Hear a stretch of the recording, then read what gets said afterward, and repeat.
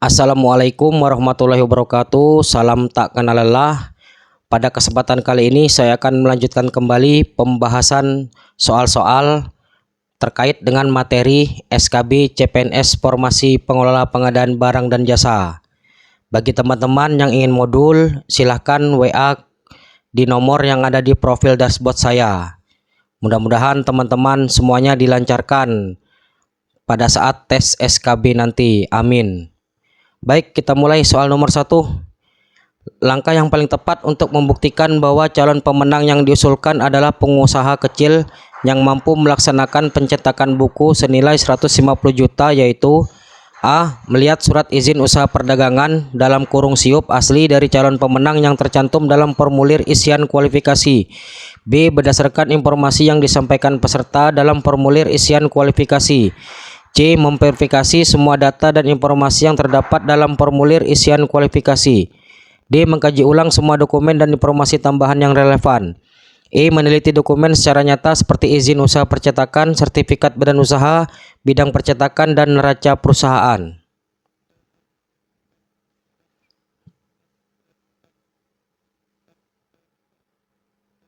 Baik, jawaban dari soal nomor 1 ini adalah E. Kita ke pembahasan. Langkah paling tepat untuk membuktikan bahwa calon pemenang yang diusulkan adalah pengusaha kecil yang mampu melaksanakan pencetakan buku senilai 150 juta adalah dengan meneliti dokumen-dokumen terkait secara nyata seperti izin usaha percetakan, sertifikat badan usaha bidang percetakan, dan neraca perusahaan. Hal ini memberikan kepastian bahwa calon pemenang memiliki kualifikasi dan kapasitas yang memadai untuk melaksanakan pekerjaan tersebut sesuai dengan persyaratan yang ditentukan dalam lelang. Demikian teman-teman pembahasan dari soal nomor 1. Soal nomor 2. Setelah rapat penjelasan, ditemukan kesalahan dan kekurangan dalam dokumen lelang yang dapat merugikan. Padahal pembukaan penawaran tinggal 2 hari lagi. Langkah apa yang harus diambil untuk menghindari kerugian? A. Menginformasikan semua peserta dan memperbarui dokumen lelang. B. Melanjutkan proses lelang dan mengamandemen setelah kontrak ditandatangani. C. Memulai kembali proses lelang dari awal. D. Menunda pembukaan penawaran dan mengulang rapat penjelasan serta mengadendum dokumen lelang. E. Menginformasikan semua peserta tentang kesalahan tetapi melanjutkan proses lelang.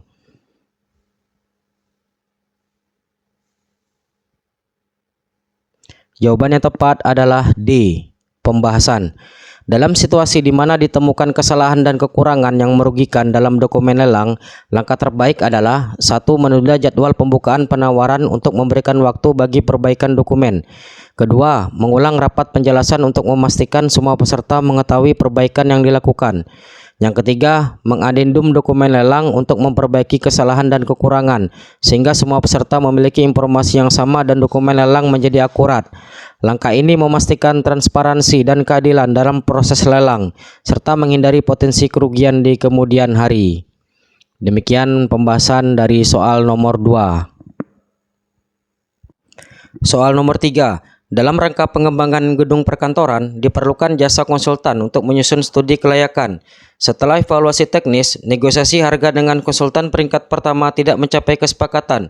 Pokja ULP kemudian mengundang konsultan peringkat kedua untuk negosiasi. Namun penawaran harga konsultan peringkat kedua ternyata lebih tinggi daripada penawaran konsultan peringkat pertama. Langkah apa yang sebaiknya diambil oleh Pokja ULP dalam situasi ini? A. Menetapkan peringkat pertama sebagai calon pemenang.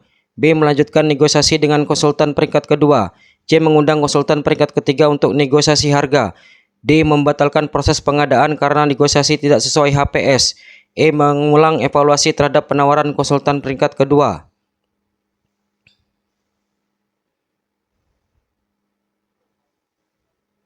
Jawabannya adalah B. Pembahasan. Dalam situasi ini, langkah yang sebaiknya diambil oleh Pokja ULP adalah melanjutkan negosiasi dengan konsultan peringkat kedua meskipun penawaran harga mereka lebih tinggi daripada konsultan peringkat pertama. Ini karena 1. Konsultan peringkat pertama sudah tidak mencapai kesepakatan dalam negosiasi sehingga opsi tersebut tidak lagi valid. Yang kedua, konsultan peringkat kedua memiliki hasil evaluasi teknis yang baik dan memenuhi persyaratan proyek. Yang ketiga, peraturan pengadaan barang dan jasa biasanya memungkinkan negosiasi dilanjutkan dengan peringkat berikutnya.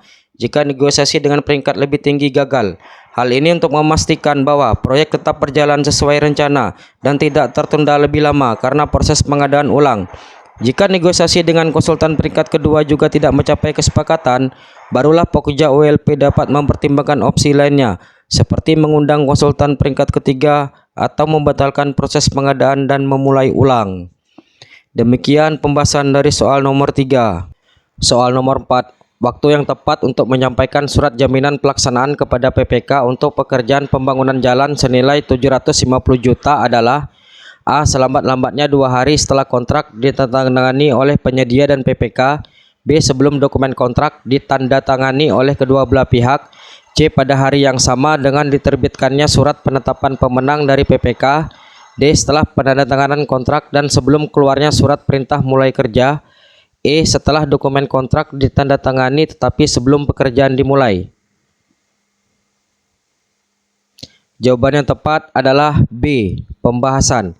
Waktu yang tepat untuk menyampaikan surat jaminan pelaksanaan kepada PPK untuk pekerjaan pembangunan jalan senilai 750 juta adalah sebelum dokumen kontrak ditandatangani oleh kedua belah pihak.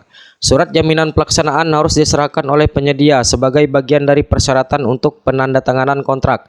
Hal ini untuk memastikan bahwa penyedia memiliki komitmen dan jaminan pelaksanaan pekerjaan sebelum kontrak resmi ditandatangani. Demikian pembahasan soal nomor 4. Soal nomor 5. Dalam rangka rehabilitasi lahan kritis tahun 2009 sampai 2014 selama 5 tahun. Setiap tahun diperlukan 5 juta bibit meranti untuk ditanam di 5 provinsi. Penanaman bibit tersebut dilaksanakan di awal musim penghujan, bulan Oktober sampai November, yang dilanjutkan dengan perawatan selama 3 bulan. Pembibitannya sendiri memerlukan waktu kurang lebih 6 bulan. Perencanaan pengadaan yang paling tepat dengan kebijakan pengadaan adalah: A. Pengadaan direncanakan menjadi 2 paket, yaitu paket pembibitan dan paket penanaman dan pemeliharaan. B. Pengadaan direncanakan menjadi 5 paket pembibitan dan 5 paket penanaman dan pemeliharaan berdasarkan provinsi. C. Pengadaan direncanakan menjadi 5 paket pembibitan dan 25 paket penanaman dan pemeliharaan berdasarkan provinsi. D. Perencanaan direncanakan menjadi 25 paket pembibitan sekaligus penanaman dan pemeliharaan berdasarkan provinsi. E. Pengadaan direncanakan menjadi 5 paket pembibitan dan pemeliharaan serta 5 paket penanaman berdasarkan tahun. Jawaban yang tepat adalah D. Pembahasan. Untuk soal nomor 5 ini saya satu persatu membahasnya. Poin nomor 1, perencanaan menjadi 25 paket. Ini berarti akan ada 5 provinsi yang terlibat dan masing-masing provinsi akan menjalankan paket mereka sendiri setiap tahun. Selama 5 tahun total akan ada 25 paket, dalam kurung 5 provinsi kali 5 tahun sama dengan 25 paket. Yang kedua, pembibitan, penanaman dan pemeliharaan dalam satu paket. Setiap paket akan mencakup semua tahap penting, pembibitan, penanaman, dan pemeliharaan. Hal ini memastikan bahwa setiap langkah dilakukan dengan koordinasi yang baik. Dan yang ketiga, berdasarkan provinsi. Pembagian per provinsi membantu dalam pengaturan dan pengelolaan yang lebih baik karena masing-masing provinsi memiliki kendali penuh atas prosesnya. Hal ini membuat setiap provinsi bisa menyesuaikan cara kerjanya dengan kondisi lokal.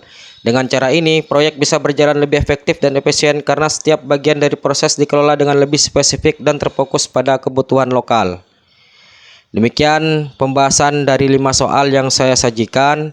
Mudah-mudahan teman-teman memahami 5 soal tersebut. Saya akhiri dengan membaca wabillahi taufiq wal hidayah. Wassalamualaikum warahmatullahi wabarakatuh.